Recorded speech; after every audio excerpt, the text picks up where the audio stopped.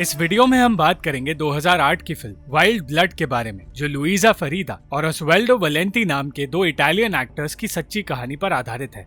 Luisa और Oswaldo 1945 में मिली आजादी से पहले फासिस्ट सिनेमा के एक्टर्स हुआ करते थे। आजादी के 5 दिन पहले ओस्वाल्डो सिपाहियों से दूर कुछ क्रांतिकारियों के पास गया। वो गोल्फेरो नाम के एक आदमी से मिलना चाहता था और उसे बताना चाहता था कि वो और उसकी होने वाली पत्नी नाजी सरकार का समर्थन नहीं करते। कई लोगों को शक था कि ओस्वाल्डो और लुइजा ने सिपाही बनकर आम लोगों को टॉर्चर किया और उन्हें मारा है, पर यह सिर्फ एक अफवाह थी। बहुत देर तक अपनी बेगुनाही साबित करने की कोशिश के बाद ओस्वाल्डो ने बताया कि लुइजा प्रेग्नेंट है और कोई प्रेग्नेंट औरत नाजी पार्टीज में नाचती नहीं, इसलिए लुइजा भी बेगुनाह है। ओस्वाल्डो पर भरोसा करके अगली सुबह गोल्फेरो जर्मन यूनिफॉर्म पहनकर बाहर निकला। वो उस होटल में गया जहां लुइजा ठहरी हुई है और ओस्वाल्डो के कहने पर उसे अपने साथ ले जाने की कोशिश करने लगा। उन दोनों को जल्द से जल्द वहां से निकलना था ताकि कोई नाजी सिपाही या फासिस्ट सिपाही उनके सामने न आ जाए। लुइजा ओस्वाल्डो की फिल्म रील्स अपने साथ ले जाना चाहती थी और उनमें से कुछ रील्स लेकर वो दोनों वहां से निकले। किसी तरह बचते बचाते वो दोनों क्रांतिकारियों के अड्डे तक पहुंचे और लुइजा को अपने सामने देखकर ओस्वाल्डो ने राहत की सांस ली।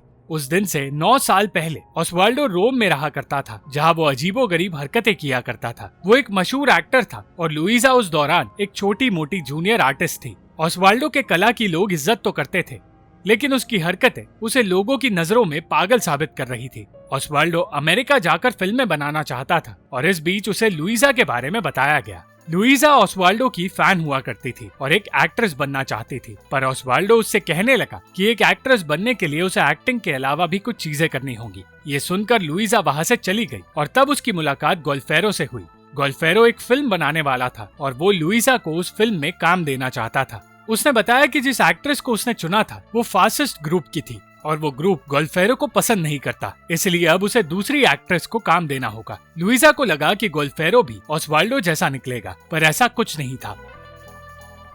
वो उसे अपने घर ले गया, जो किसी महल से कम नहीं था, और उसने लुइजा को रईस लोगों के तौर तरीके सिखाने शुरू किए। वो जानता था कि फिल्मी दुनिया में सिर्फ उन्हें जगह मिलती है जो या तो रईस होते हैं या उनकी तरह रहना जानते हैं, इसलिए उसे तैयार करके शाम को वो उसे उसके घर छोड़ने गया। लुइजा को यकीन नहीं हो रहा था कि उसे सचमुच एक अच्छा काम मिल रहा है और वो गोल्फेरो को पसंद करने लगी। उसने गोल्फेरो को अपने घर में बुलाया, पर उसने घर में जाने से इनकार कर दिया।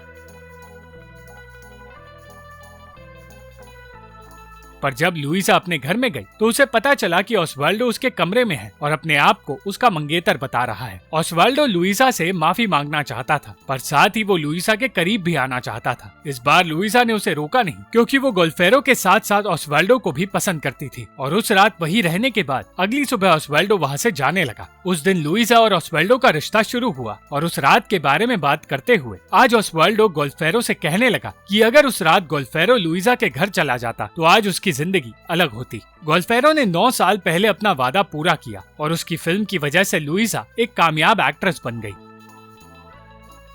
जब ओस्वाल्डो को पता चला कि लुइजा के लिए एक पार्टी रखी गई है तो वो खुद भी एक इनविटेशन खरीदकर उस पार्टी में चला गया।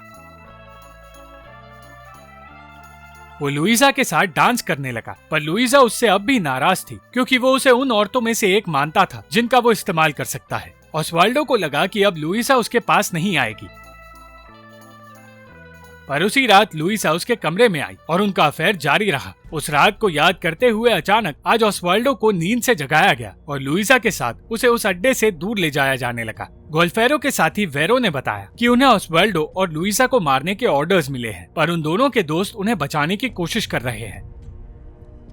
वो सब शहर से दूर एक घर में गए जहाँ वेरो की भतीजी आइरीन ने बेसमेंट में उन्हें रहने की जगह दी।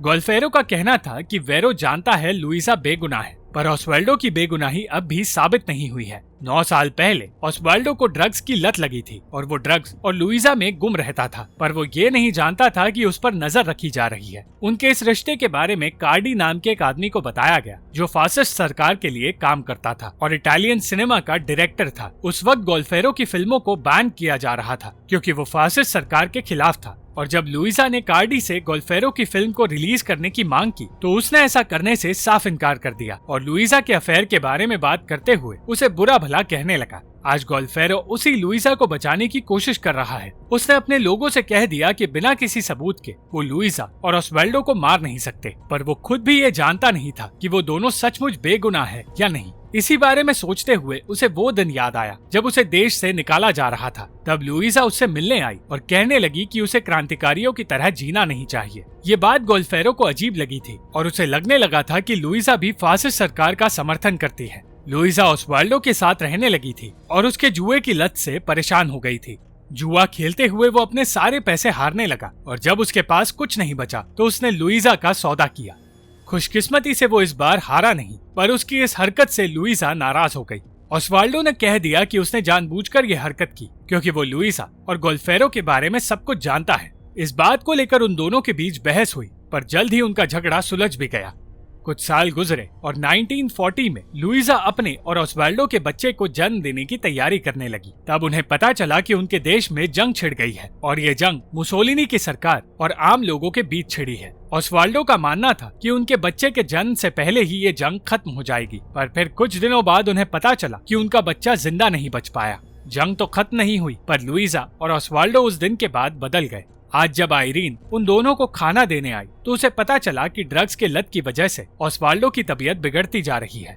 उसने लुइजा से बातें करते हुए उसे बताया कि वो पिएरो नाम के एक लड़के को पसंद करती है जो इस वक्त बाहर खड़ा है, और ये सुनकर लुइजा ने उसे एक हार दिया।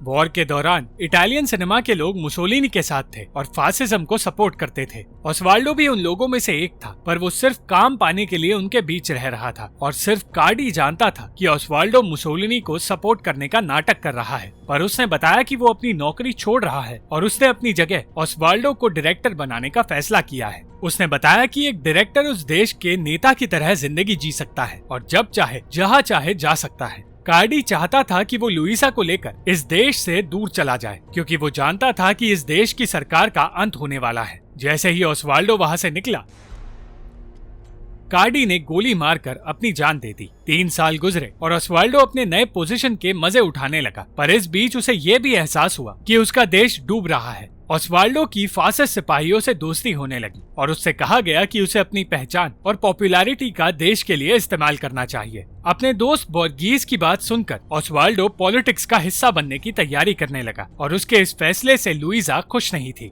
प्रेजेंट में जब गोल्फेरो लुइजा के पास लौटा तो उसे पता चला कि फासिस्ट सिपाही वहां आ पहुंचे हैं और उन्होंने आयरीन और पिएरो को मार दिया है। उसने और वेरो ने उन सिपाहियों को मार तो दिया, पर इस सब के लिए वेरो लुइजा और ओस्वाल्डो को जिम्मेदार मानने लगा। वेरो की तरह लुइजा को भी आयरीन की मौत ने परेशान कर दिया और उसने वेरो से कहा कि उसे आयरीन की लाश को पिएरो की लाश के साथ दफनाना चाहिए। सिपाहियों के भेष में वो सब उस इलाके से निकले और अपनी पहचान का इस्तेमाल करके ओस्वाल्डो ने उन सबको सही सलामत वहां से बाहर निकाला। वो लोग क्रांतिकारियों के दूसरे अड्डे में गए और उस इलाके में छुपते हुए लुइजा को अपना अतीत याद आने लगा। उसे वो दिन याद आया जब सालों बाद गोल्फेरो उससे मिल पाया और उस वक्त को याद करते हुए गोल्फेरो को आज गोली लगी। सालों तक देश से दूर रहने के बाद गोल्फेरो ने लुइजा को बताया था कि वो क्रांतिकारियों के साथ काम करने लगा है। वो लुइजा को अपने साथ ले जाना चाहता था, पर लुइजा के लिए यह मुमकिन नहीं था। वो ओस्वाल्डो को छोड़ नहीं सकती थी, इसलिए उसने गोल्फेरो के साथ जाने से इनकार कर दिया था। आज गोल्फेरो जानता है कि उसे मरने से कोई नहीं बचा सकता, इसलिए उसने वेरो से कहा कि उसे लुइसा को बचाने की पूरी कोशिश करनी होगी। सालों पहले ओस्वाल्डो को ड्रग्स की वजह से तकलीफ हुई थी और उसे जिंदा रहने के लिए मॉर्फिन की जरूरत थी। लुइसा ने मॉर्फिन लेने से इनकार कर दिया था क्योंकि वो लोग मरीजों के हिस्से की मॉर्फिन लेना चाहते थे, पर अपने मतलब के लिए ओस्वाल्डो ने लुइसा को मना लिया और अगले ही दिन वो लोग मिलान के हॉस्पिटल में जाकर मॉर्फिन खरीदने लगे। उसी हॉस्पिटल में उनकी मुलाकात पिएत्रो कोच नाम के एक फासिस्ट सिपाही से हुई जो लुइसा और ओस्वाल्डो का फैन था। लुइसा को उसी दिन कोच की सच्चाई समझ आ गई, पर उसे ना चाहते हुए भी उससे दोस्ती करनी पड़ी। कोच की गर्लफ्रेंड डेजी लुइसा की दीवानी थी और उसी की तरह बनना चाहती थी। ओस्वाल्डो को पता चला कि कोच क्रांतिकारियों को बंदी बनाकर उन्हें टॉर्चर किया करता था और एक एक कर उन सबको मारा भी करता था। उसे ना चाहते हुए भी उनके बारे में एक फिल्म बनानी पड़ी। ये सब कुछ ऐसे ही चलता रहा और एक दिन लुइसा को पता चला कि वो प्रेग्नेंट है। इस खबर को सुनने के बाद ही ऑस्वाल्डो को एहसास हुआ था कि उसे लुइजा और अपने बच्चे को इस दुनिया से निकालना होगा। कुछ दिन बाद फासिस्ट सिपाही लोगों के कागजात चेक कर रहे थे और तब ऑस्वाल्डो ने गोल्फेरो को बचाया था। उस दौरान लुइजा कोच के चंगुल में फंस चुकी थी और उसे ना चाहते हुए भी उसकी हर एक बात माननी पड़ रही थी ताकि वो कोच से मॉर्फिन ले सके और ऑस्वाल्डो को बचा सके। उसने एक रात ऑस्वाल्डो को बता दिया कि वो अपना बच्चा रखना नहीं चाहती और ये सुनते ही वो गोल्फेरो के पास मदद मांगने निकल पड़ा। वो जानता था कि लुइजा से प्यार करने की वजह से गोल्फेरो उनकी मदद जरूर करेगा और बिल्कुल वैसा ही हुआ। पर आज उन्हें बचाने की कोशिश में ही गोल्फेरो की मौत हो गई। उसकी मौत के कुछ दिनों बाद ही इटली को फासिस्ट सरकार से आजादी मिल गई और लुइजा और ऑस्वाल्डो की सुनवाई का दिन आ गया। मगर सुनवाई के दौरान ऑस्वाल्डो का असिस्टेंट स्टूरला ही उनके खिलाफ गवाही देने आ पहुंचा। स्टूरला ने कह दिया कि ऑस्वाल्डो एक फासिस्ट हुआ करता था और ऑस्वाल्डो समझ गया कि हर कोई उसकी मौत चाहता है। उस रात अचानक वेरो उसके पास आया और कहने लगा कि वो उसे और लुइजा को आजाद कर रहा है। वो उन दोनों को वहां से दूर ले गया। उसने उन दोनों को वहां से दूर किसी और शहर में जाने के लिए कह दिया, पर वो ये नहीं जानते थे कि उन्हें मारा जाने वाला है।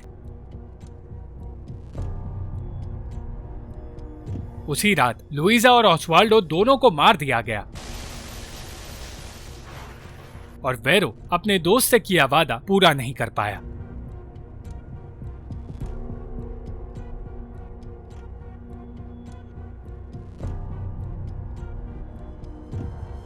Thank you for watching this video. अगर आपको ये वीडियो पसंद आई तो इस वीडियो को लाइक, शेयर और इस वीडियो पर कमेंट जरूर करें और इस चैनल को सब्सक्राइब करना मत भूलना।